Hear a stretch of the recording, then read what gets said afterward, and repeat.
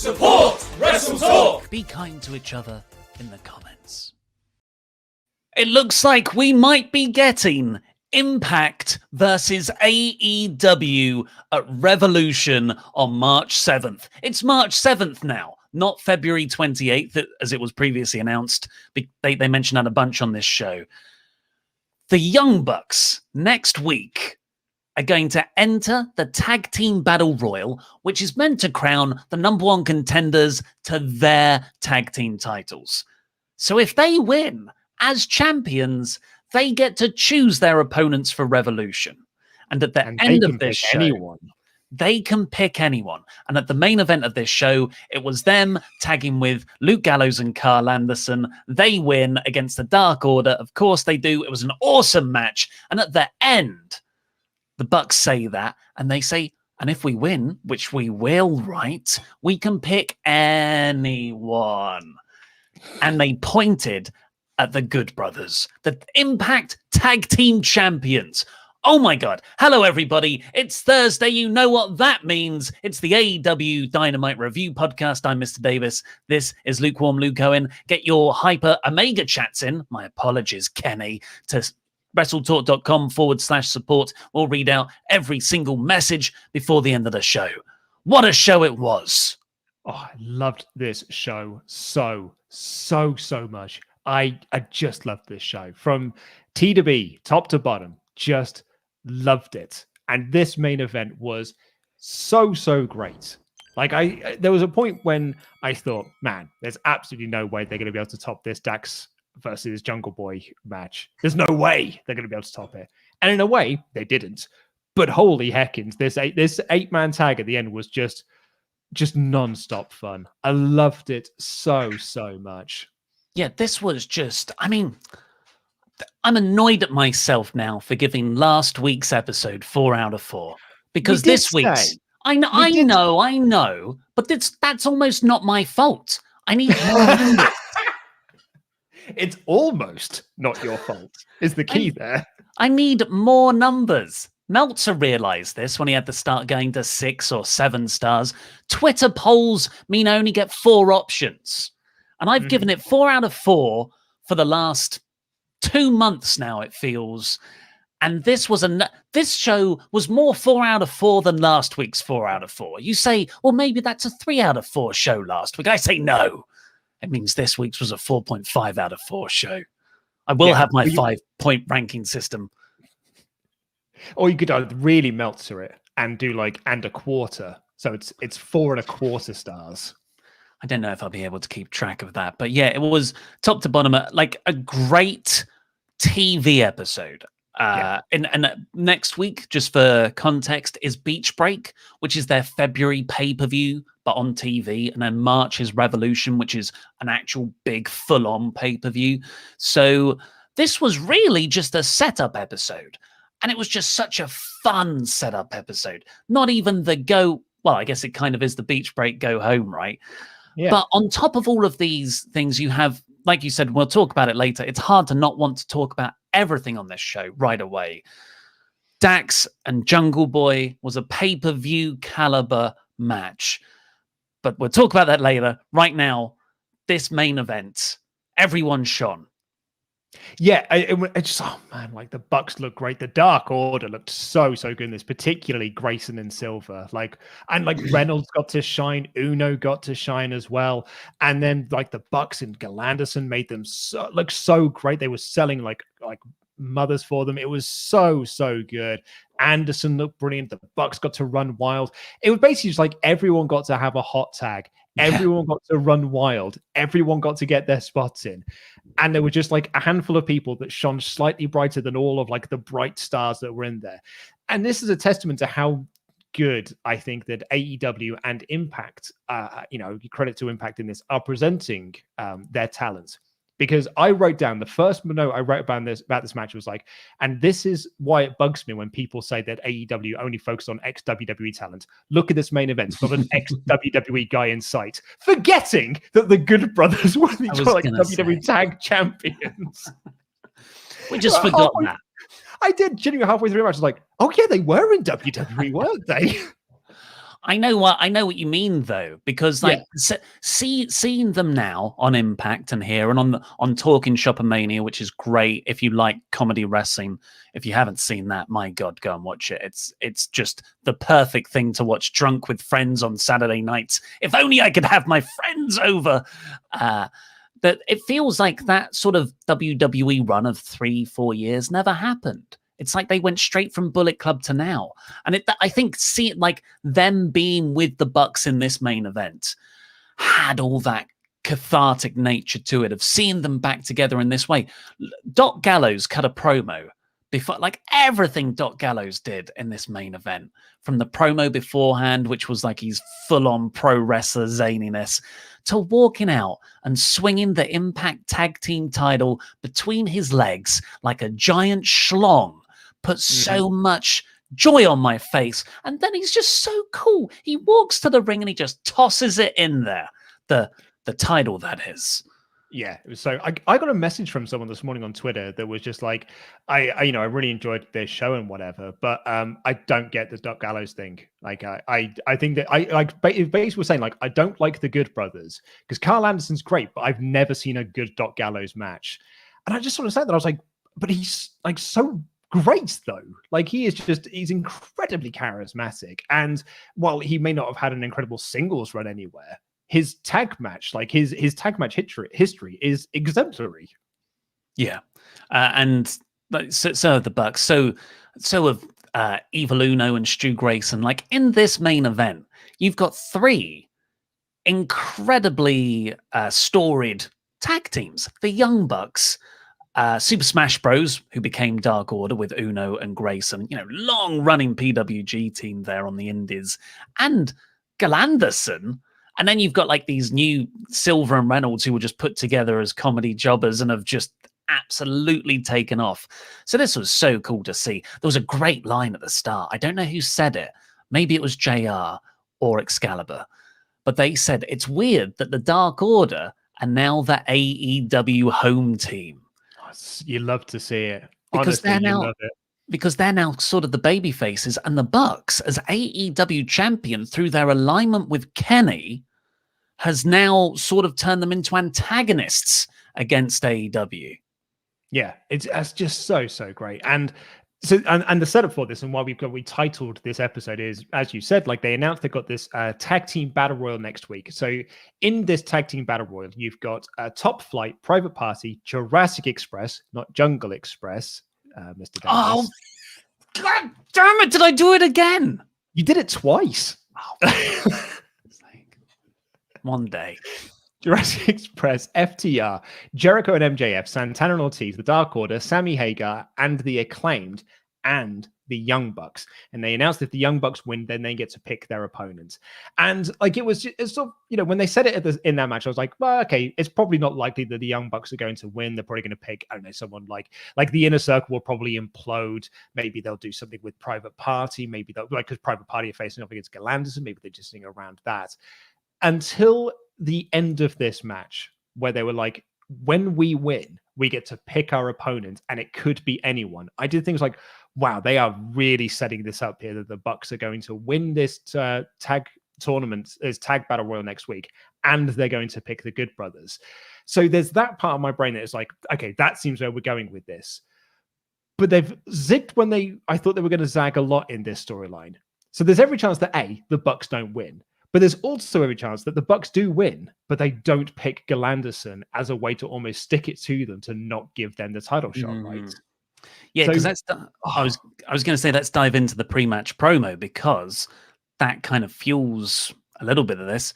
Galanderson and the Bucks are standing backstage before the match, and they're just cutting a normal promo. They're saying how they're getting along. Galanderson are like, hey, we know nothing about this Callis stuff, because if you hadn't seen it, last week Don Callis was trying to drive a wedge between the Bucks and Kenny, trying to buy them out of their friendship, and the Bucks super kick Don. Don kind of keeps it from Kenny, but also totally shows him. And Kenny walks in and is like, guys, we need to talk later. We never get that talk, but, he set it up. And Don walks in as well, being like, trying to calm things down, but actually just putting more fuel on the fire. and he's wearing an even bigger bandage this time. So now it's like, yeah, who is working with who? Are Galanderson working with Don because they see Kenny as the meal ticket? I read a really good summary of Galanderson's character on Reddit. I'm sorry, I didn't write down the name of the person, but they said Gallows and Anderson are those guys who are your mates when it suits them. As long as they don't have to lift a finger to help you in any way, they're your best friends. But as soon as you need something for them, or you have something that they want from you, you're chucked to the wayside. So I can see the Good Brothers helping the Bucks to win the Battle Royal, if only to win the AEW titles off of them. Yeah, and but the Bucks almost knowing that and then not picking them. So almost like they are then sort of manipulating the manipulators. So there's a lot of ways that this could go, which makes the Battle Royal, which at the start didn't seem like there was sort of much to it. It's just a Battle Royal, but now all of a sudden the Battle Royal becomes a really interesting match for next week. And I'm really, really excited to see where it goes. And I've got some of to be honest, I have some issues with this Battle Royal thing anyway, because you've got the ranking system, but more on it. Like last week, we literally had a three-way tag team match to decide who was going to be the tag team of the Inner Circle. And all 3 tag teams of the Inner Circle are in this bloody match. So what was the point of the match last week? Yeah, it's weird how this does happen with the Bucks. Like the idea of a battle royal, an over-the-top battle royal like this, stinks of that kind of tombola segment they did to set up the FTR match. It's weirdly lazy for a promotion that puts so much time and care into telling their stories. But I think I'm looking like you. I'm looking past that because this whole Bucks Galanderson thing is tremendously exciting. Should we see what the Omega chats are saying? Just last thing I was going to say, maybe it's they just booked it backwards. So well, this is the tease we want to have. How do we get the tease? Okay, Battle Royal. Brilliant, we'll go with that. Whereas rather than sort of booking it forward, maybe. Well, I think you should book backwards. That's the smart way to do it. Start with the end in mind, and then you can. But yeah, just don't do a Battle Royal. There's a mixture of the two there, isn't there? Rather than getting to Battle Royal and be like, well, that's the way to do it. Yeah. So Omega chats, because it's an AEW stream, WrestleTalk.com/support. Get them in. We'll read out every single one of them. We've had loads so far. Thank you so much, guys. Bacon Rasher. Hi, lads. Firstly, Luke, are you listening? Thanks for the no-sell on my Ultra chat yesterday. Bacon Rasher, I was juggling a lot of plates yesterday. I was juggling a lot of balls and spinning a lot of plates. I mixed my metaphors there. I was managing streams. I was looking at things. I had to do all the numbers for the Rumble. I'm very sorry I didn't hear your question, but Ollie brilliantly repeated it to me. I was also juggling a lot of balls, literally and metaphorically. I didn't miss anything.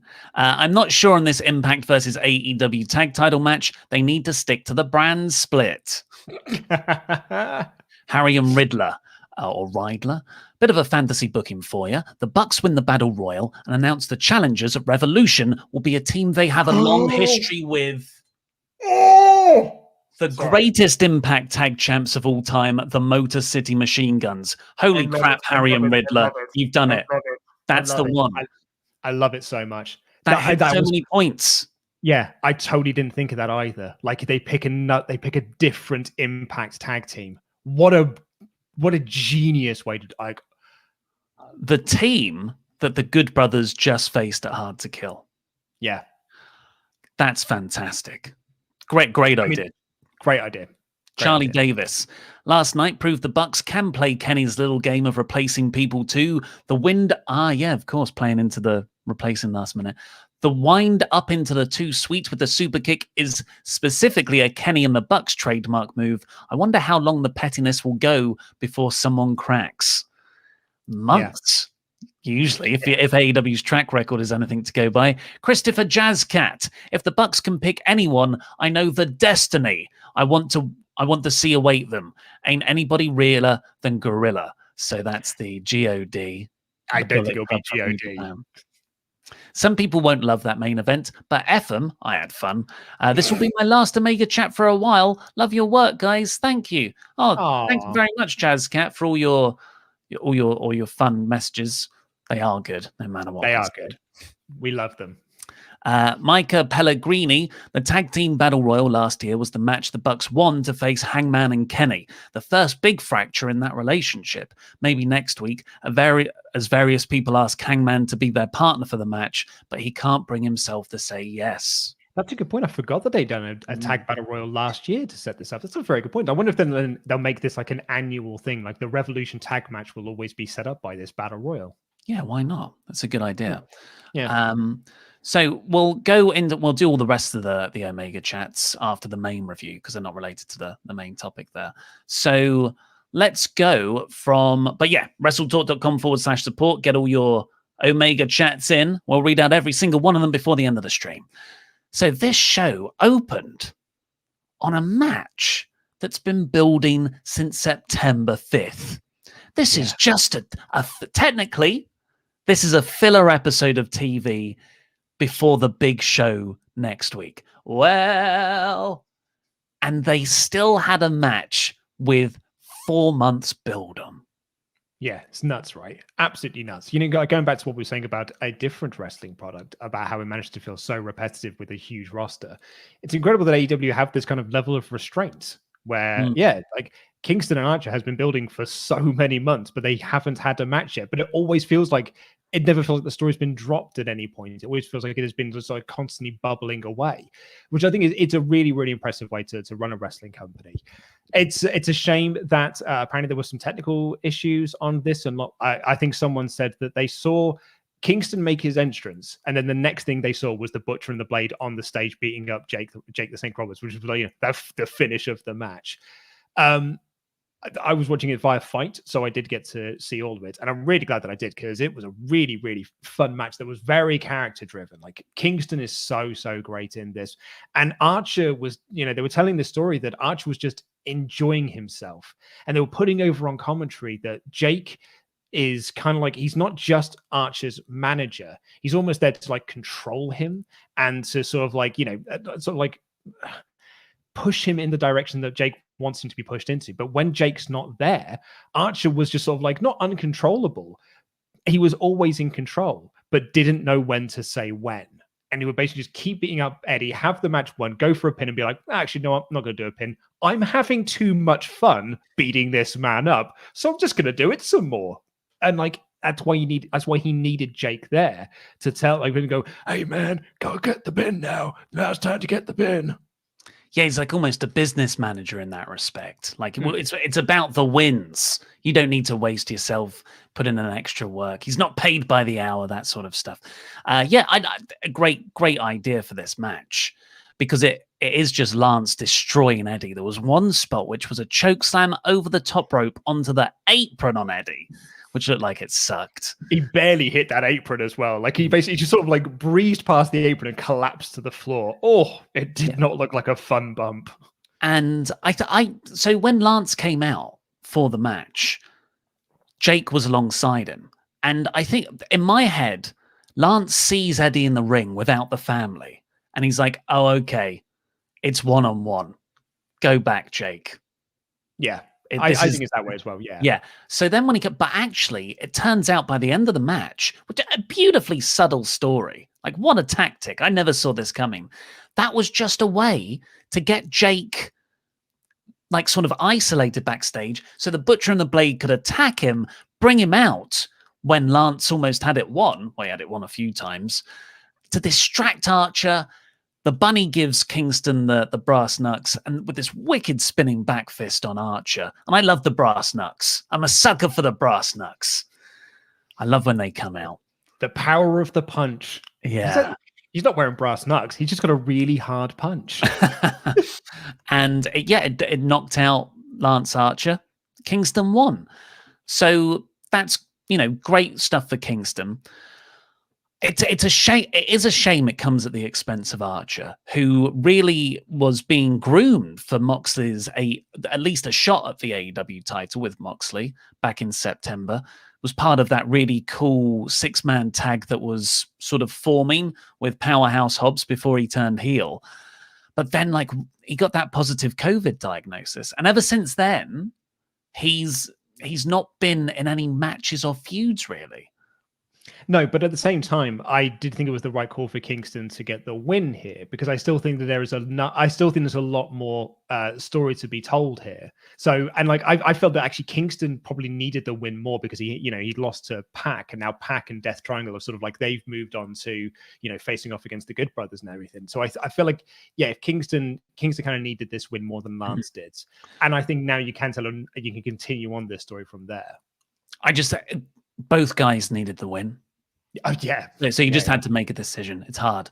After that, we got Moxley cutting just a brilliant promo, but in a different way to Mox's usual style. He had this line where he was confused about all the different factions in AEW, but he doesn't matter because he's just going to beat up Omega at the end of the day. He doesn't care if he has to team with Phoenix, Pac, yada, yada, yada. And then he says, because he is just a simple guy, he likes his beer cold, his coffee hot, and he likes to have sex in the morning because that's a great way to start the day. Such a great line. Like, just throws out, it's like, I like to have sex in the morning. It's a good way to start the day. It's the grown-up version of take your vitamins, Hulkamaniacs. It was so great. But I also loved in this the line where he was talking about, hyping up the match next week. Because what a main event next week for Beach Break of Kenny and the Good Brothers versus Pac, Ray Phoenix, and John Moxley. Holy heckins, man. That match is going to rule. Yeah. And he looks in the camera. He's like, I do love a good 6-man, though. Like, because, hey, he's been a part of some 6-man tags in the past, hasn't he, eh? Wink. Wink. After that, unfortunately, I can't say the same level of excitement for Sting and Darby Allin. The hoodlums. Like the hoodlums. They're hoodlums. They're breaking windows with skateboards and bats and stuff. What happened here is Sting and Darby are in an abandoned warehouse. And Sting says, hey, Team Taz, don't call us hoodlums. And then Darby says, yeah, we're not hoodlums. And then he throws a skateboard through the window, and then Sting smashes that same window with a baseball bat, and they go, maybe we are hoodlums. I thought the Team Taz promo was better. Yeah, it was atmospheric. That they came across as very brooding. But I think you would be lying to yourself if you thought this wasn't a little bit funny. I think you shouldn't really be. Sting's return is cool, but this isn't grabbing me that much. Like, it's average, and everything else on Dynamite is mind blowing. So the AEW podcast recently did a review of. They were doing reviews of these older sort of like this Australian product that was like out of the ashes of WCW, right? And they were doing a lot of tours around the UK and stuff. They had like Scott Steiner and Jeff Jarrett and the Road Dogg, like all basically the guys that didn't get picked up after the acquisition of WCW, right? And Adam Biblow made the point, he was like, well, I've never really got Sting because he's this sort of like brooding guy that stands in the rafters sometimes. Then other times he's a chatty lad who just says loads of stuff and is like, and he's like, yeah, you're kind of right.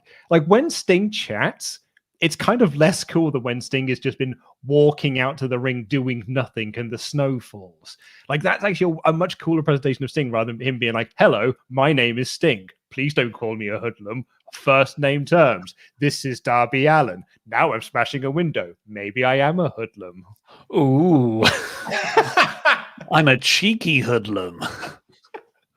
Yeah, I know what you mean. It's the Sting paradox. Yeah, it's a shame because he's a great promo. I know that's the Sting paradox, isn't it? He's a great promo, but you don't want him cutting promos, though, do you?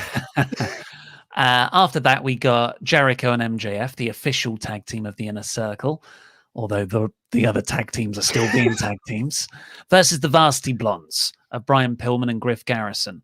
So this was the first outing of them as the official tag team. You had all of the Inner Circle at ringside. They look awesome as a faction. I'm so into them together. I love their inner feuding stories. MJF and Sammy. I would prefer them not to be so infighty at the moment, but it's very well told and acted, so it doesn't grind too bad. But they won, obviously. But they're such good heels. Such good heels, MJF and Jericho together. Like, we knew that would be good. And it's more than the sum of those considerably substantial parts. They're such good heels that anyone who goes against them is going to have super babyface heat. Like, I was really into Pillman and Garrison here just because MJF and Jericho are such bad guys. Yeah, totally. Like when MJF's cutting a promo, and he wants to talk to Garrison. Well, the last time we were in the ring together, I had embarrassed you. Like, just say you quit now. And then Garrison slaps him and like completely runs wild at him. So the point where MJF gets so pissed off that he runs out of the ring and he grabs a chair, and the rest of the Insider are like, no, just calm down. And he gets up onto the apron. He turns back to the other crowd and just goes, "Shut up." He is a brilliant heel at just being like, he got so wound up by someone being just a bit better than him, like in that moment. And it's so fun to see. And you're right, like it makes you, I've not been this into the Varsity Blondes, like ever. I was thoroughly enjoying them here. The other thing I'd to point out to you what you're saying there, where you like you don't quite like the infighting within the Inner Circle. The reason why I don't think I got much of a gripe with it is because I don't really think it as infighting. It's just Sammy doesn't like MJF. So like, it's not like they're all sort of like feuding with each other. They're not all sort of like annoyed at each other. There's just this one tiny fracture in there that MJF is trying to fix, whether for what to what end, for whatever reason he wants to do it for. So I think that's why like I don't kind of see them as a sort of a warring faction, if you will. You're probably right. Yeah, it was maybe a little bit too harsh on them there, because it is really good. Like everything they do is great. Here's my two other bits actually. The finish was Jericho hitting the Judas elbow. That is more than enough. Obviously, it's super effective. But after last week's horrible botched Lion Salt, he finished the match when he didn't have to with a picture perfect Lion Salt. It's like he did it to prove a point. And like the commentary would be like, that might be the best Lion Salt he's ever done in his career. Love to see it. But my other thing was, everyone loves the Fozzy song. Judas, when Jericho comes out, it's great to sing along to. But my God, when actual crowds are back, full on crowds, and they're all singing along, and MJF's music interrupts it midway through the entrance. That was like the glimpse of a spot I saw in the future. I cannot wait for that heat. I'm usually someone who is like really against like the remix themes because most of the time they do not work. But this MJF Judas theme, like it's a really nice mix actually. It really works really nicely. It's mainly MJF. It's mainly Fozzy, isn't it? Yeah. But yeah, when MJF's one just completely cuts out all the Fozzy stuff. After that, we got Pac cutting a promo on Kenny, which was cool in his usual way. So cool. Yeah. Then we got it's the Cody stuff. So last week they made the big announcement. Cody is going to respond to Shaq's comments, and we said on this podcast, "What Shaq comments?" Because the last time we heard from Shaq, he was just being like, "I'm just so happy to be here. Really thankful to Cody. Really thankful to Brandy and to AEW." And then Brandy threw water at him for no reason. It's like, what's he going to respond to? Turns out he was responding to comments he hadn't made yet because they were on a show that aired just before this episode did. So it was really bizarre. Yeah, I'm confused. I'm sure we missed something. But it whatever happened, Shaq has challenged Cody to a fight in March. Obviously, Revolution. So Cody comes out to reply here with Arn Anderson, and he says, "Look, we were meant to have like a him and Brandy versus Shaq and Jade, effectively." But that's basically what he basically says. The original plans here were a mixed gender tag match, but we can't do that anymore. This is what me and Tony agreed. We thought it'd be a cool story, but I got my wife pregnant. So, and they sold this really well. They got like a dad chant going. Cody is just so damn likable. It's hard to really poke holes in this. So he says, "I'm going to defer to the coach, Arn Anderson. Let's see what Arn has to say." And then Arn cut a great promo about how Dusty would have a match and then he flew cross country to be there for Cody's birth.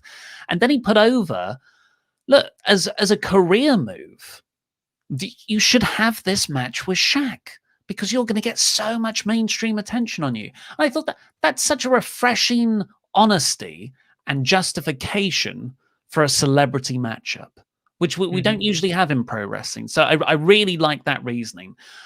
But then we're in the awkward position of we need a replacement for Brandy.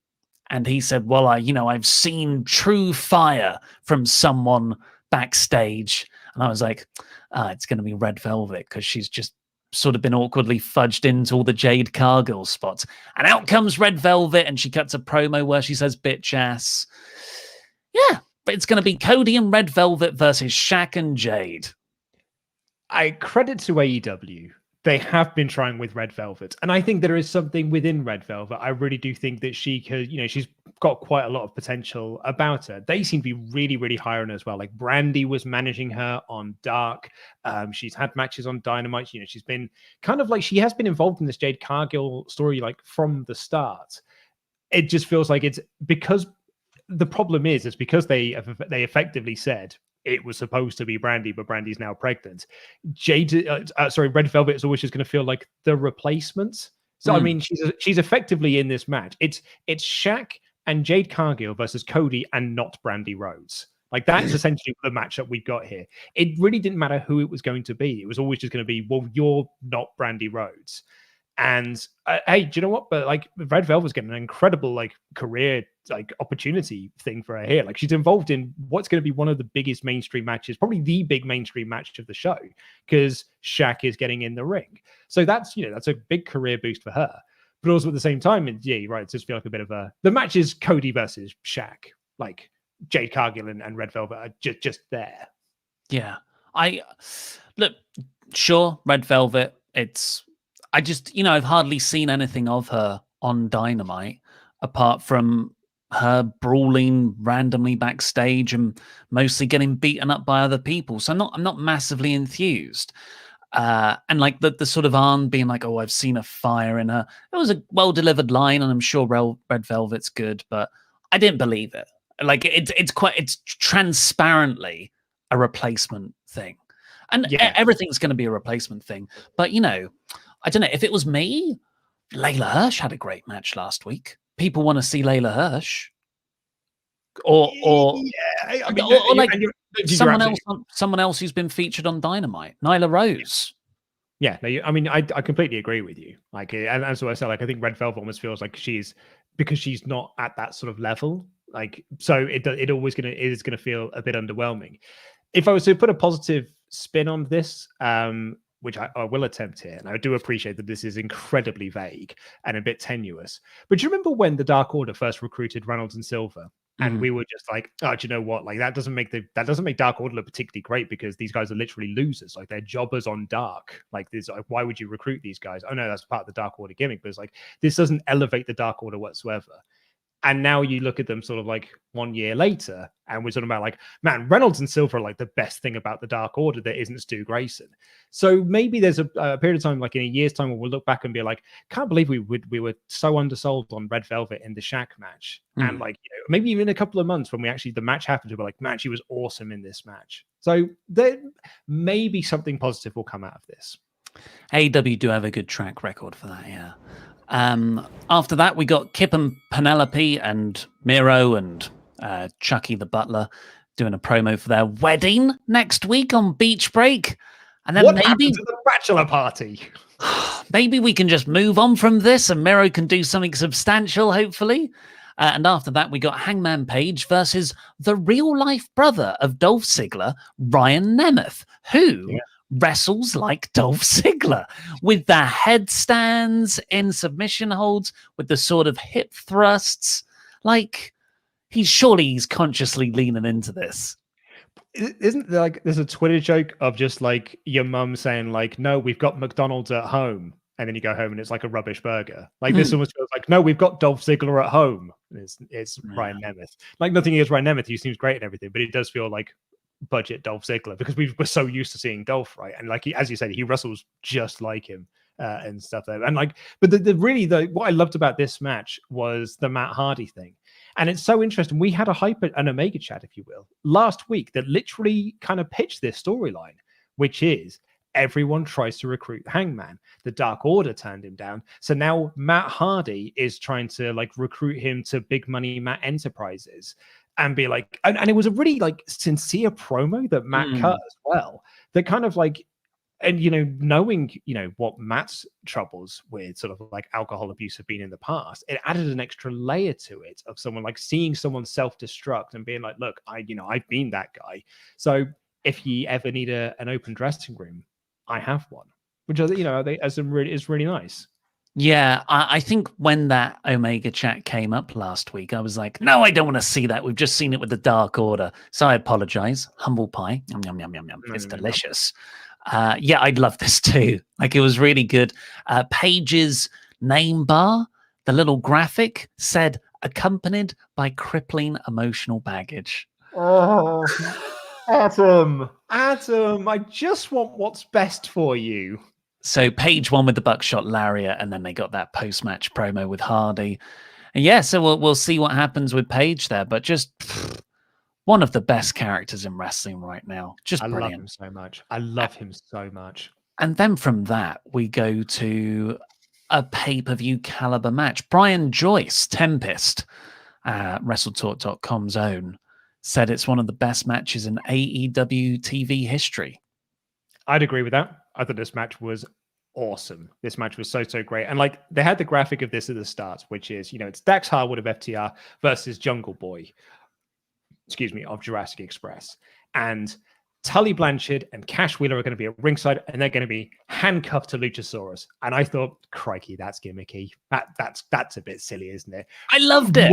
More for me. What an absolute idiot I am, because it made the match so much better. Because Luchasaurus is there to make sure that Tully and Cash don't interfere, so they can't get up out their seats. But it also set up various spots where Dax looked like he was reaching for a tag, and Cash, instinctively seeing his partner being hurt, was jumping out of his seat to get on the apron to get the tag, because they're tag team wrestlers.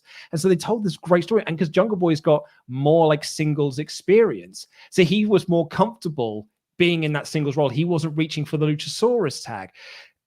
That was just one element of this match. This match was like Shrek onions, layers upon layers upon layers. And the spots at the end, holy, like I was like out, like my heart jumping up into my throat. I was out of my chair for every single near fall. I totally bought into everything that they did. Like I almost don't want to say this because my own hyperbole alert is going off in my head. But genuinely, the near falls where it's just near fall after near fall, roll up, which we see all the time in wrestling these days. And it's almost just, you might as well hill a load of dives. It's white noise.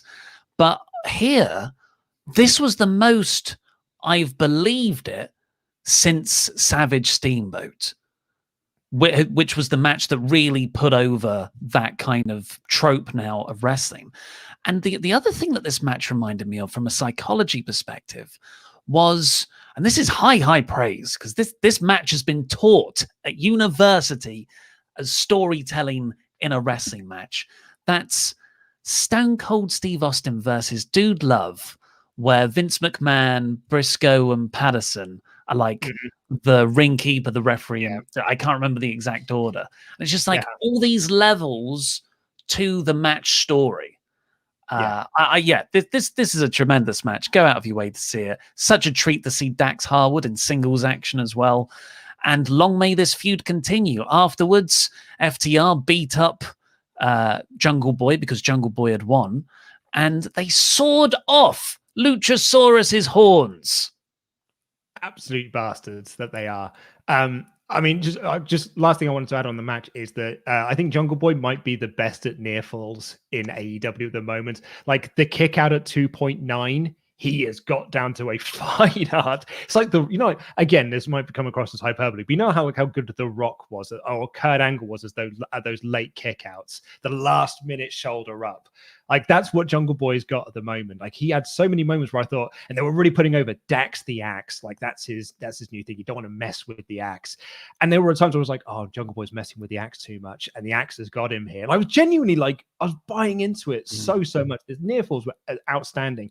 And at the end of it, he gets him in his submission move. Is it the bear trap that it's called? Snare trap. Do apologize. So he gets him in the snare trap, and again, he's reaching for the tag. He's reaching for Cash to get in and break this up, but Cash can't because he's handcuffed at ringside by Luchasaurus, who was effectively just sitting down. But he's so big that they just cannot get him to move. Oh, I loved it so much. And then afterwards, obviously, the handcuffs come off. The powder immediately in the face, so they can lay out Jungle Boy and they can lay out Luchasaurus. And then Marco runs down with SCU and the Top Flight to like break it all up. Oh, I loved it. It was everything about this was so awesome. I loved every second of it. We got the Team Taz promo after that, attacking a merch stand because they were selling Sting and Darby merch. And then we got Britt Baker versus Shanna, the returning Shanna, which was actually pretty decent. I thought it was a good match, went back and forth. Shanna showboated a little bit too much, and Britt got the lockjaw in to win at the end. And Thunder Rosa came down.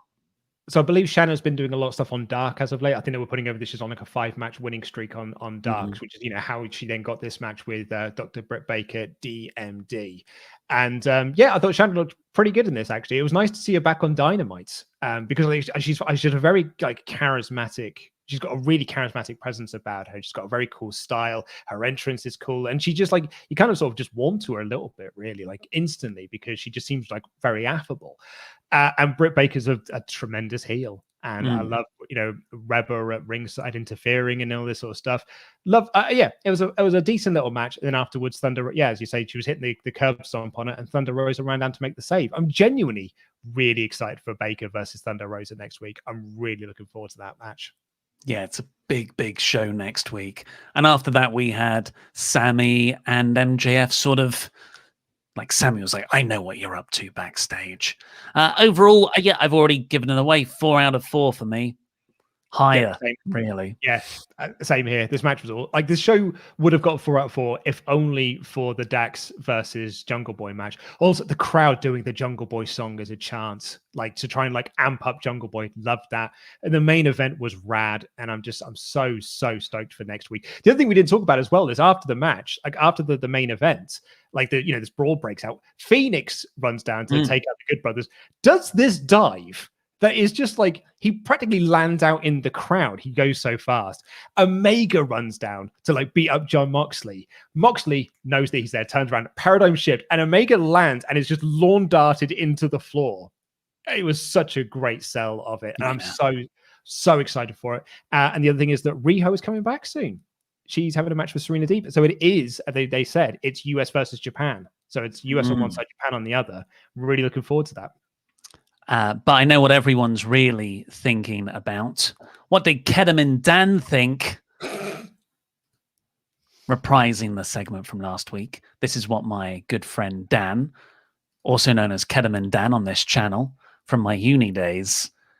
This is his live stream of consciousness. First up, Arn Anderson hosting surprise interventions for confused wrestlers should become a thing. I was totally confused. Tremendous stuff. I can't get enough of the Cody segments, though. The man is writing his own version of Twin Peaks.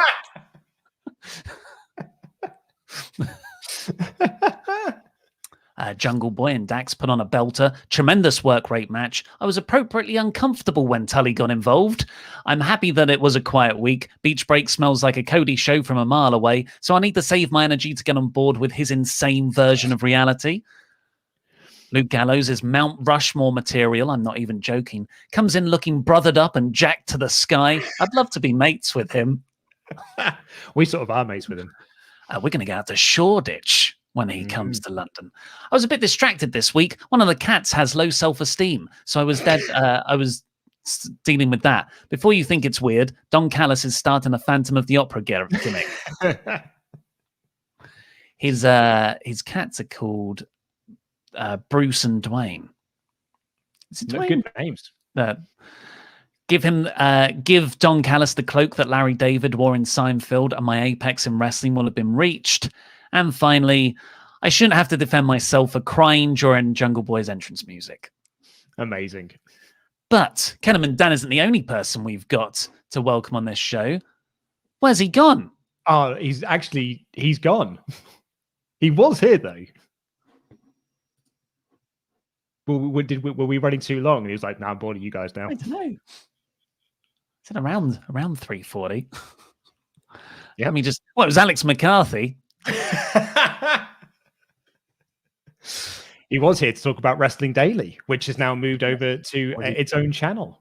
So please go and subscribe to that. The mods will be putting a link so you can head on over to Wrestling Daily. Nope, he's coming back. He's back.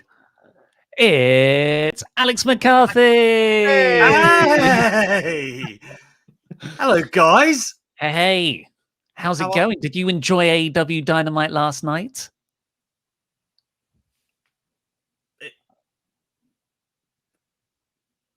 What is going on? Can you hear us? No, it just went all fuzzy. You just went, hey, and it was like, no. Oh, right. Internet stinks. Bad internet. Well, we won't keep you long. Tell us about Wrestling Daily. Wrestling Daily is moving to its own home now. I made this analogy the other day. We're no longer paying rent at Wrestle 2. We've bought a mortgage. We've left the council estate. Nothing against Wrestle 2. And off we go to the new auspices of Wrestling Daily. So please do come and join us 8 p.m. Tuesday to Friday and next Monday after pay-per-views. You can always grab us as well on our new YouTube channel, Wrestling Daily. The community. Oh, he was so close to finishing the plug. So close to cutting a great promo there. Look how great he looks. He looks happy. Was I paused? I'm sure I was paused. Yeah, you did. But yes, come join us on the new channel anyway. You know, last night I was singing Bump and Grind with Big E winning the Rumble somehow. It happens. Well, yeah, everyone go to Wrestling Daily. The link's in the chat right now. Thank you, moderators. I'll let you go, Alex, just because the... Horrendous. Thank you. Anyway. Alex McCarthy, people. Thank you very much, Alex McCarthy. What a guy. Alex, I like this. Alex still getting his Abu Dhabi hotel Wi-Fi. So everyone go to Wrestling Daily. It's got its own YouTube channel now. And that is, if you're not aware what it is, it's every Tuesday to Friday on non-pay-per-view weeks, but every weeknight or weekday if you're in the States on pay-per-view weeks. And it's Alex McCarthy just talking about the latest news in wrestling. It's perfect. Yeah, we pitched it as it's our own version of Wrestling Observer Live. That's what we've got now, and he's got a rotating crew of guest hosts. Our own Nuggets, Louis Dangor is a part of that. Stephanie Chase, SP3 of True Heel Heat. It's a really, really fun show. So yeah, go and subscribe to that channel. And that's on tonight as well. So they'll be doing all the NXT fallout and news from today, really. So let's get into the Omega chats. Last call for them, WrestleTalk.com/support. There's been loads. So thank you very much. We'll do our best to rattle through them. Jobber JJ496. Luke, I think you're forgetting Gallows had a classic singles match against Kane. Also, Buck said any tag team. I say it's time to push the Dirty Dogs. Looking forward to the rematch between Lance and Ed in a death match. Oh, death match. Crikey. Sawyer, I've said for several years that the Good Brothers are two of the funniest guys in wrestling, and I'm so happy to see them get to be themselves on TV. Their bit at the start of this week's BTE is also hilarious. Ooh, I'll have to check that out. I haven't actually seen BTE this week. They're they're the two of the funniest guys in wrestling. Like, naturally funny, just want to drink beers with them. Tyler Woodward, prediction for Beach Break Tag Team Battle Royal. Young Bucks and Good Brothers are the final two. The Good Brothers eliminate the Young Bucks, and at Revolution, Good Brothers versus Young Bucks. The Good Brothers DQ win with the help of Kenny, and Young Bucks get Rich Swann to set up a six-man. Which will be interesting because the Good Brothers aren't in the match, but there may be one of those things where, Don Callis says, hey, there's a tag team missing from this. I think that works if it's a Royal Rumble style thing where people come out every 2 minutes. But from my understanding, everyone starts off in the ring for this. So I prefer the way we pitched it earlier. Charles Berg. I first heard Tarzan Boy as a child. That's Jungle Boy's music. Watching Beverly Hills Ninja. Wow. It's Chris Farley, right? I'm so glad it's Jungle Boy's new theme. Here's an odd question. What's the most British thing you've ever said? I'm American, so the most American thing I've said is, we need to fry the turkey. Jam that down. It's the most British thing. I'm pretty sure we always say British things up on this show. Going to the British Museum and saying, look at all our Egyptian artifacts. It's pretty British. Yeah. I need to give it a bit of a thought on that one. Jobber JJ496. Holla lads, solid show. Dax versus Jungle Boy was a great TV match. Was surprised in a good way. Jungle Boy won. We are witnessing a young lion slowly turning into a megastar. Notice different locations when wrestlers are cutting promos. Makes them stand out. Yeah, I really like the way that AEW do their sort of promo segments. It's why like the Taz one felt so different to the Sting one, and why it felt different to the Moxley one. And that in turn then feels different to when Dasher is interviewing someone just before a match. Like, I really like the way they set it up. NXT are good at that as well, I would say. Sam Mort. Personally, I found the last 2 Dynamites the weakest in a long time. At least they weren't boring, though. Dax Jungle was great and enjoyed Archer Kingston. Okay, I mean, you did enjoy certain aspects of it, but yeah, again, if you don't like the whole thing, but particularly if you're not into the elite stuff, then yeah, I don't think you're going to be massively into Dynamite at the moment. I'll hot tag you in. Will do. Get to talk about my boy Hangman Page. Oh, Flint's Mech. I can't wait to see Hangman go through a gauntlet of factions and managers trying to recruit him and be his friend. For him to turn everyone away until he's at the top of the mountain all by himself. Yeah, he's got to love himself first before he can love other people. Blind Raw, everyone is talking about Hangman. No one is talking to Hangman. Also, the beer cold, coffee hot thing from Mox is a callback to a promo with Roman. Look up Roman and Ambrose pop quiz. Is it really? Cool. Chris Wagstaff, what if Hangman joins with Matt due to this sincerity, only to be somewhat tossed aside again and adds to his major trust issues? I don't think I can take the heartbreak. I think he's got enough trust issues now. Abortion Reborn, Hangman helps Private Party versus the Good Brothers, because that's happening over in Impact. Keep him involved with Kenny. Also wants Kenny to win MJF's ring. Would really position him as a heel. Maybe even gift it to Don. Oh, I wouldn't have Kenny win MJF's ring. They're like uber heels and should be kept apart from each other. I like the interaction with Hangman and the Super Elite through the Private Party, but I think it's tricky. If anything, I would have Hangman decide not to go with Private Party because they're too close to the Super Elite. And I also feel as well, like Hangman almost feels like he is doing his damnedest to push himself away from the drama of the Super Elite at the moment. Liam Kwashi, I noticed Riho is on the American side of the women's eliminator bracket. Does this mean we're getting some Tokyo Joshi goodness? Is this the cutest ever Maki Ito to take part? Blood Trail could also be a great way for Joshi could also be a gateway into Joshi for some viewers. I think Riho is on the US side of things, because I think it's like America versus Japan. So like Serena Deeb is the American side of things and Riho is the Japanese side of things. So every match will be US versus Japan in the first round at the very least. Yeah, it all depends like what the travel restrictions are like. It's going to be a hard one to pull off. Yeah, and also, but you're right, this could be a great way to get, also, if you want to, Church of Joshi is a great gateway into getting some Joshi into your worlds. That's Alex, Queen of the Ring, who, when she was on WWE The Bump yesterday, was credited to WrestleTalk. So that was lovely. Kevin, in JR's voice, good God almighty, folks, get ready. Kids, you're going to love it. By God, it's happening. It's picture-in-picture. He loves the restaurant quality picture-in-picture. He's made me pop for the picture-in-picture. Before I used to be like, oh, damn, I want to watch the match. But JR's such a good salesman. I'm like, picture-in-picture. Yum, yum, yum, yum. Sell me some Arby's, whatever that is. James Handley, I was interested in the main event. When I saw Dark Order enter, I realized that I would get to not only see John Silver hot tag, but a babyface Stu Grayson hot tag. And it was fantastic. They name-dropped Speedball Mike Bailey in that match. I meant to mention that. Yeah, they did. And I was like, oh my God, they shout out Speedball Mike Bailey. He is a guy who deserves a bigger platform. I think I can't remember his legal issues about getting into America, but God, I would love to see him in AEW.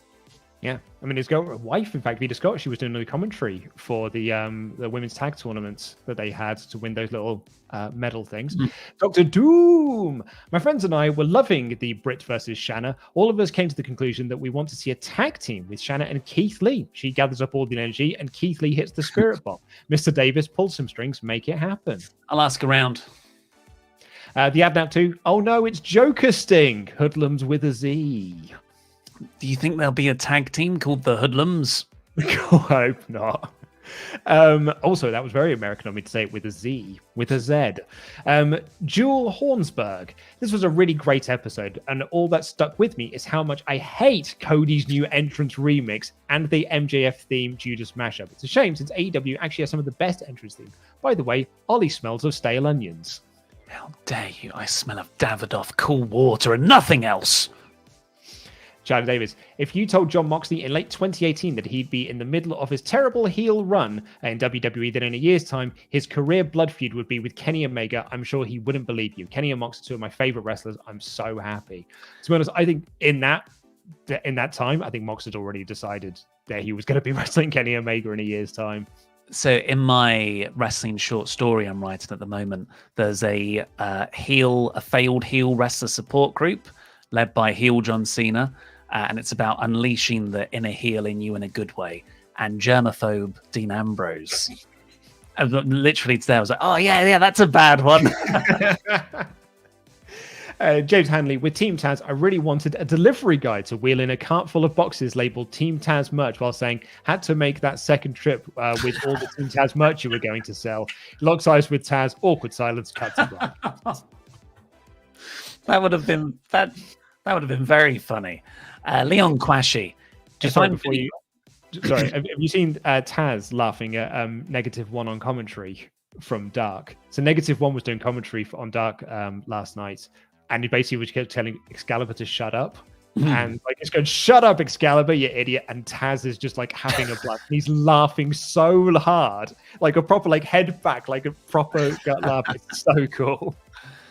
Leon Quashy. If I'm Vinnie Mac, Triple H, I'll be throwing gallons of money towards MJF, Jungle Boy Sammy, and or Ricky Starks, potential main event crew for the next 10 to 15 years. If AEW survives the next decade, they're set. Nearly forgot Top Flight and Private Party. Yeah, I mean, a decade's a long time. But I don't know when their deals are up, but Khan signed everyone for like 3 years, I think. Yeah. They're with AEW, particularly MJF. I think MJF's like there for a really long time. New Punk rants. Why Juvie? Simply, oh god, this again. Simply, he has the juice. Greatest theme ever, and my favourite match versus Jericho at Brawl for All 98. We need the juice. AEW needs the juice. Juventud Guerrera to AEW, please. Rant over, loved AEW, amazing company. Oh, there's loved AEW there, past tense.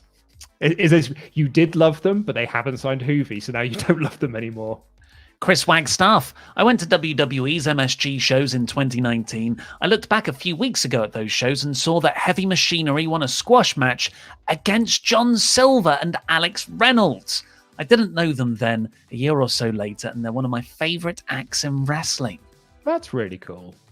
Finn the Assassin. What I love about AEW right now is that there are like 5 or so people who could take the championship off Kenny. Really interested in which road they will choose. What do you guys think? Moxley, Pac, Kingston, MJF, an Impact guy?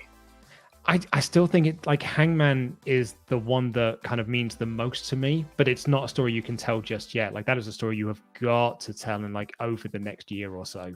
And Kota Ibushi. Yeah, all those you mentioned are a feud to have while he's champion. Keith Kutach. Hey guys, stoked for another AEW review. Anyways, I just wanted to say it's always really great seeing Mr. Davis and Luke really dive so well into AEW's whirlpool of absolute greatness. Can't wait to see Mr. Davis swing the championship like Gallows. Jam that jam. If only I had enough room in my backdrop. Nikolai Azapardi. I predict AEW will go into HBO Max by the end of 2022. Warner own both TNT and HBO Max. It's not a bad shout. Yeah, you should. You can't. Now's not the time to start more streaming platforms. It's if you're a big parent company, to bring them together. Otherwise, those smaller ones will be just wiped out by the might of Disney and Amazon. Ryo Adonte 221. I just love AEW so much. How does the other company fail to meet this standard of show each week? Also, Luke, have you tried any of those snacks Denise sent to you yet? Or Rio Adonte, Yumi, head over to my Twitter account, mate. My pinned tweet is a series of tweets, of videos of me trying out all the snacks. In fact, I've tried out pretty much all of them at this point. I think I've got 2 left, and they're the 2 that I've been saving. And I'm going to have one of them tonight. Nate S. I know everyone points out Chopper being John Silver, but has anyone made the connection that Luke is just a skinny Stu Grayson, like Chris Evans before the Super Soldier Serum in Captain America? The reason why no one has pointed out Nate S is because I look like Brandon Cutler, and I look more like Brandon Cutler than I do Stu Grayson. Zachary Jenkins. Hey, so we're gonna get Gang Warfare pay-per-view because I did some thinking, and there's a lot of factions in AEW. Like, is Vince Russo secretly part of creative? But seriously, thoughts on a Gang Warfare pay-per-view? Gang Warfare always seems good in theory, but as Vince Russo proved, it sucks in execution. And I think everyone's always been a faction since like day one of AEW. That's kind of like how they book their talents, is that you sort of like fall into your own cliques and your own groups. That's why like they put over Jon Moxley as one of the most unique wrestlers in AEW, because he isn't part of a group. MJF was like, I wasn't a champion because I'm not part of a group. So that's why that started his journey. He's getting into the inner circle. I would say every pay-per-view is based around the conflicts of factions, but you don't need a themed pay-per-view to point that out. The Zornice, since you do not watch Being the Elite, Matt Hardy is renting out locker rooms and charges the wrestlers afterwards. And before he sounds very serious and concerned, just looking out for people. And since you do not watch Dark, Red Velvet is on a winning streak there. But so is Shanna, and I don't think it meant much for her match with Dr. Britt Baker. Scott Young, don't get me wrong, AEW is very good, but it is good wrestling held together by an amazing main event story, which to me makes it sound a hell of a lot like SmackDown. SmackDown's very good at the moment. Is that a bad thing? Yeah. Good wrestling held together by amazing main event stories. I would add characters as well, and also a treatment of their characters to making them get over rather than systematically dismantle them. Mm-hmm. Yeah, completely. New Punk rants again. As I watch Dark, I love Red Velvet and the emerging women's talent. Sure, it was slow, but it's starting to get a lot better. Taya Conti needs the belt. It just looks... It's just so good. The tag division, mid-card, lower card, chef's kiss. Bring back Juventud Guerrera. Maybe one day. Corey Lamb. Love this company. Love how Dax built his match with Jungle Boy back to the FTR interview with Nugget. Also, he mentioned that back then. Also, a quick Bellet steak for all my Canadian friends and family. Thank you, Luke and Dolly. I think that's Bellet Stalk rather than Bellet steak. Stalk. What's that? What are either of those things? I'm not sure. But it does make me wish I was Canadian. They are the best. James Hanley. I know this goes without saying, but imagine Dax versus Jungle Boy with a crowd.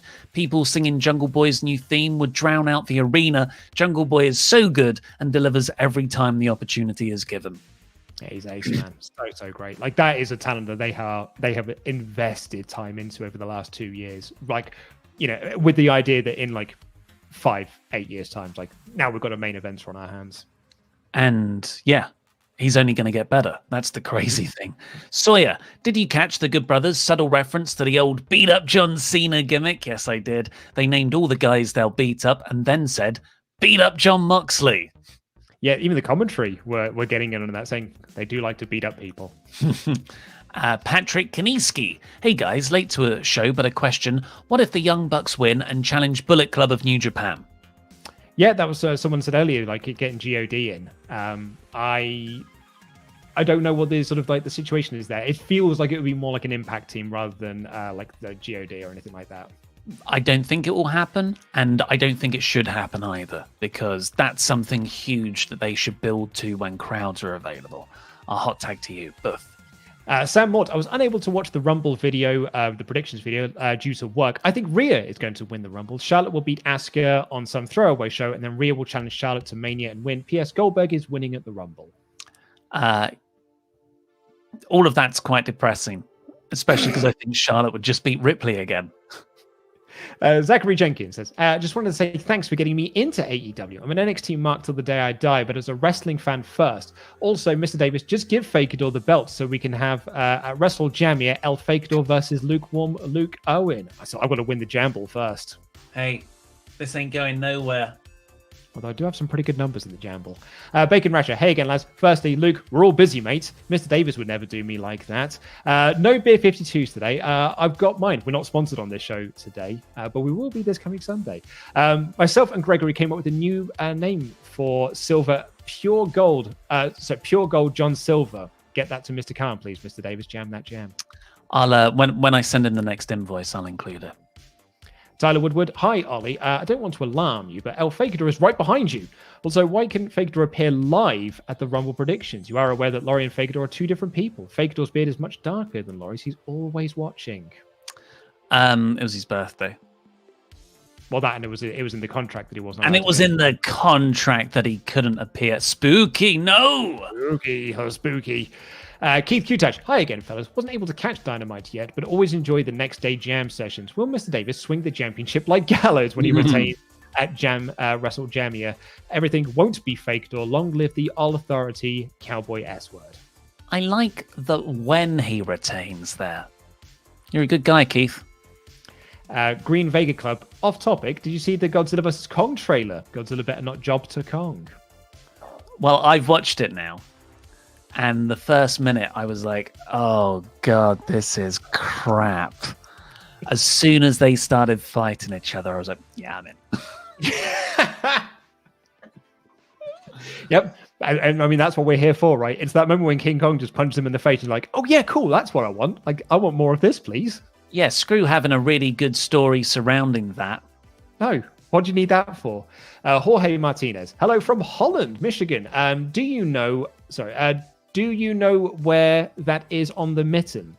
Oh, that's a Chicago thing, right? Chicago? No. Motor City Machine Guns, Detroit, yeah. Michigan. Detroit, Michigan, that's the one. No, I don't. Question for you. When was the best thing outside of wrestling to happen in 2020? And why is the answer Dave? Still impatiently waiting for season 2. Such a good show, mate. Yeah. But one of the best things I watched last year. Absolutely loved it. And lastly, Zach Robertson. Hey guys, just wondering how you'd book AJ Styles debuting in AEW. Should he join the Super Elite, or would you hang fire on that for a while? Yeah, I'd hang fire. Yeah, that should be like in a year.